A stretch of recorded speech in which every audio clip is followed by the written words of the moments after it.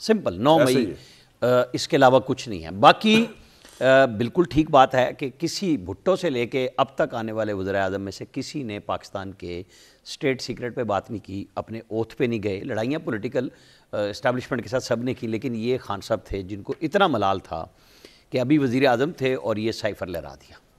तो फिर इनके सेक्रेटरी जो थे, प्रिंसिपल सेक्रेटरी आज़म खान, इनके जो सेक्रेटरी खारजा थे और जो हमारे सफ़ीर थे वाशिंगटन में, उन सब ने जो गवाही दी उसने इनको फंसा दिया। उन्होंने बताया कि ये चीज़ें नहीं करनी चाहिए थी। पब्लिक, पाकिस्तान के सफारतकार सारी दुनिया में बदनाम हो गए कि इनसे कोई बात करोगे तो ये तो पब्लिक चली जाएगी। मतलब वो एक डेकोरम होता है, सिस्टम होता है।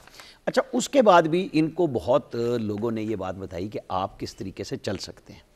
इन्होंने कुछ नहीं समझा। मैं आपको बताऊं, आज उन्होंने जब सज़ा हुई तो पता क्या कहा कि लोगों से कहो बाहर निकले। ये मैसेज अब तक मुझे नहीं सुनने में आया। ये इमरान खान ने कहा? जी कहा। वहाँ हमारा रिपोर्टर मौजूद था, इमरान असगर, उसने मुझे बताया। लेकिन इनके किसी तर्जुमान ने ये बात नहीं की। ये आके कह रहे हैं 8 फरवरी को आना है बाहर। खान साहब अभी भी वहीं खड़े हैं ज़हनी तौर पे कि बाहर निकलो।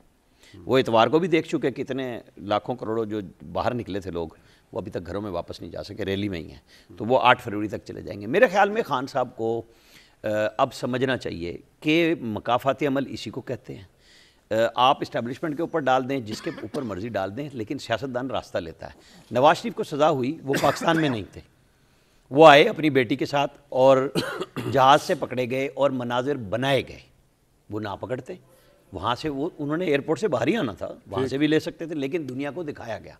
खान साहब का तो एक ही था ना, वो जो उस दिन पकड़ा गया था 9 मई को, बस उसके बाद तो ख़त्म हो गया। अब आप जेल में हैं, आपको सुन रहे हैं। तोशाखाना वाला भी, अगर जज साहब की तबीयत ख़राब ना हो जाती, अभी एहतसाब वाले जो हैं बशीर साहब, तो काम वो भी हो जाना था, क्योंकि उनकी बेगम साहब का ट्वीट में देख रहा था आपने, आई थिंक एक प्रेडिक्ट किया था इसी केस के बारे में, आप कह रहे थे जी मैं आने वाला है कि मैं कहा 24 से 36 घंटे में, क्योंकि हम कोर्ट की प्रोसीडिंग देख रहे थे। ब्रेक पहले की थी ट्विटर पे जी, यही बात की थी कि एक चीज़ सामने नज़र आ रही है। जैसे कुछ लोग समझते हैं कि कोर्ट की, मैंने तो लोगों से ये पूछना है ना, अपने रिपोर्टर से और वकीलों से, कि जी 342 के बाद क्या होना है। ठीक, तो आज अब जज साहब की तबीयत ख़राब हो गई तो रुक गया, वो कल पे चला गया। इमरान खान साहब का बयान, बेगम साहिबा का उनकी हो चुका हुआ बयान तोशाखाना में। अब साइफर कब जमानत आएगी? पहले ये सारे के सारे वकला कहते थे जी ये तो 2 साल की सज़ा है, जज को मौके पे देनी चाहिए थी ज़मानत। कैप्टन सफदर को 1 साल सज़ा हुई थी, 2 महीने 17 दिन बाद ज़मानत मिली थी। तो अब खान साहब का भी इलेक्शन के बाद फैसला होगा कि वो आराम से होगा भाई। मतलब ये नहीं पॉलिटिक्स के तराजू अभी में उनके पास अभी तो वो 9 मई के केसेस मौजूद हैं। सही है, 190 मिलियन पाउंड का है, तोशाखाना का है। यहाँ पे उन्होंने अपने आप के लिए ना पॉलिटिकल रास्ता जब नहीं लिया, और वो सिर्फ बात भी उन्हीं से करना चाहते हैं जिनके ऊपर चढ़े हुए हैं, जिनको गद्दार कह रहे हैं, तो नतीजा सामने। बिल्कुल। अजहर सिद्दीक साहब, बात ये है, खुदा का वास्ता है तो आप लॉयर, कानून पे ना बात कीजिएगा, यहाँ कानून की बात नहीं हो रही। बात ये हो रही है कि क्या आपको ये एहसास है कि कितना गलत खेला इमरान खान साहब ने, ख्वाह वो साइफर है, ख्वाह वो कुछ और था, ख्वाह वो पंगा लेना था, ख्वाह वो आर्मी चीफ का मार्च, लॉन्ग मार्च के जरिए उनकी तैनाती रोकना था, कि आप कहते हैं नहीं, इमरान खान कल भी सही था, वो आज भी सही है, वो मरने के बाद भी सही है। बहुत शुक्रिया कामरान शाह साहब। जब इंसाफ का खून हो तो माशरे का जनाजा निकलता है। मैं वकीलों वाली बात नहीं कर रहा, ये मैं सियासी बात की है। आपने सारा कुछ बता दिया कि ये लड़ाई है, तो फिर इंसाफ की बात क्यों करेंगे हम?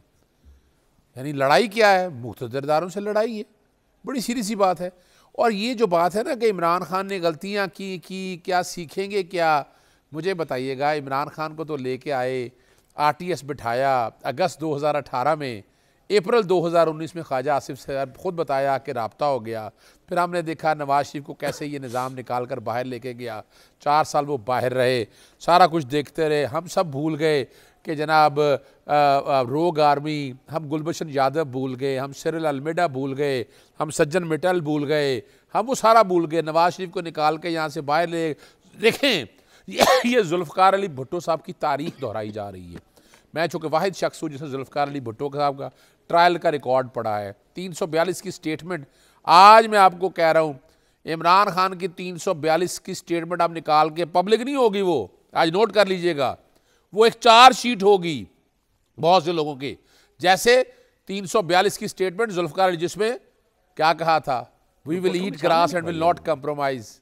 हेनरी किसिंजर, मैंने तो पढ़ा हुआ है ना 342 का स्टेटमेंट, और 342 के स्टेटमेंट में जुल्फकार अली भुट्टो को भी वकील दस्तयाब नहीं था। ये मैं तारीखी बात बता रहा हूं आपको। जुल्फकार अली भुट्टो से किस तरह वकील छीन लिए गए, आज भी वकील छीन लिए गए। तो ये जो ट्रायल है ना, जैसे जुल्फकार अली भुट्टो को याद रखा जा रहा है ना, नवाज शरीफ वगैरह अहमक आदमी है, उसको किसने याद रखना है? इमरान तो खान। अजहर साहब, आपने तय कर लिया है कि इमरान खान इस दुनिया से अननेचुरल तरीके से सियासी शहादत करके जाएंगे, और आप लोग अभी से इस बारे में बहुत खुश हैं। मैं एक बात चलो जी, जिस तरह भुट्टो साहब चले गए, आज भी पीपल्स पार्टी जिंदा है, तहरीक इंसाफ जिंदा रहेगी। लेकिन मेरे भाई अजहर भाई, आपने जवाब देना, एक मिनट। लेकिन एक बात याद रखिएगा, ये पार्टियां इसलिए जिंदा नहीं रहेगी कि भुट्टो साहब चले गए तो उसके बाद भुट्टो साहब के नजरिए को लेकर कोई मजदूर उठा, कोई हारी उठा, और इतनी स्ट्रांग पार्टी थी चाइना की, माओ ज़ेडुंग की कम्युनिस्ट पार्टी की तरह, कि पाकिस्तान में आज भी वो भुट्टो का नाम है, हालांकि उसके खानदान का कोई ताल्लुक नहीं। वो तो भाई खानदानी मरूसी कॉर्पोरेशंस हैं, उनकी वजह से इनके नाम चल रहे हैं। इमरान खान साहब के पास तो वो लग्जरी भी नहीं है। तो इमरान खान को मार के आप जो आप सोच रहे हैं, पीछे बच रहे कुछ नहीं तरीके इंसाफ का। अभी तो बात पड़ी कामरान शाह साहब, दुनिया की कौन सी ताकत है जो इमरान खान को अब सजा देगी? ज्यादा सजा 10 साल ये देनी थी, दे दी आपने।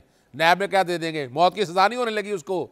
और याद रखिएगा, अपना रांझा राजी करना था, कर लिया। लंदन प्लान देखें। अब आप अगर फेयर करना है ना, तो मरियम सफदर की और नवाज शरीफ को बयान चलाएं, लेवल प्लेइंग फील्ड, उसी तरह जेल में लेके जाओ, उसी तरह सजा सुनाओ, उसी तरह नाहल करो। लफ्ज याद होने चाहिए। यहां इंसाफ का कत्ल हो रहा है, यानी खुदारा। मैं तो वकील के, आपने कहा मुझे वकीलाना बात करने से रोक दिया, मैं अब सियासी बातें रखता हूं आपके सामने। मुझे याद बताइएगा कि आप तारीख को ज़्यादा दूर जाने वाली नहीं है, लेकिन ये जुल्फकार अली भुट्टो साहब, मैं आपके सेंटीमेंट का बिल्कुल एहतराम करता हूं, और आप अपने हिसाब से बिल्कुल सही बात कर रहे हैं। लेकिन सर, सेंटीमेंट की बात नहीं है, सियासी बात। देखिए, मैं बताऊं, फॉरगेट अबाउट मरियम नवाज। यार मैं आपको एक बात बताऊं, देयर इज मरियम नवाज साहिबा, नवाज शरीफ साहब, मैं बड़ी रिस्पेक्ट करता हूं। मुझे पता है किसी की कोई वैल्यू नहीं है, जहां स्टेट की इंटेग्रिटी आए, इनके लिए कोई कुछ नहीं कर रहा। अब जवाब, आप गलतफहमी दूर कर लें। अब जवाब ले लें मेरे से। इनको फायदा जरूर हो रहा है। मैं आपसे सर, आप ही जवाब दे रहे हैं, मैं कहीं नहीं जा रहा। सर एक मिनट बात तो कंप्लीट कर लो, फिर आपने जवाब देना है। इनको फायदा जरूर हो रहा है, आई एग्री विद यू। इनको सारा फायदा होना ही है।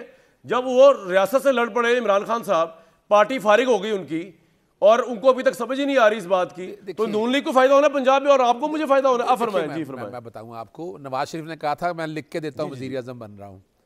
हाँ, मुझसे अब कानूनी बात करेंगे। मैं चैलेंज करता हूं, आज तक मनी ट्रेल नहीं आ सका। मुझे इमरान खान साहब ने 2013 में कहा था मैं लिख के देता हूं मैं प्राइम मिनिस्टर बन रहा हूं, लिखा हुआ पड़ा है मेरे पास।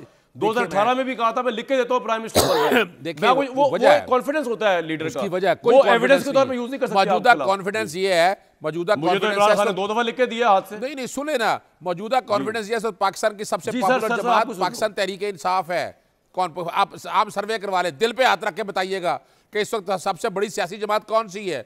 वो ठीक है, मैं आपसे एग्री कर लेता हूं। चले, मैं आपसे एग्री कर, उसका फायदा क्या है जब आपको फायदा का इशू नहीं है। मेरी एक बात सुनिएगा कि 75 साल तारीख में पाकिस्तान कहां गया, ये 85 के प्रोजेक्ट ने पाकिस्तान को दिया गया।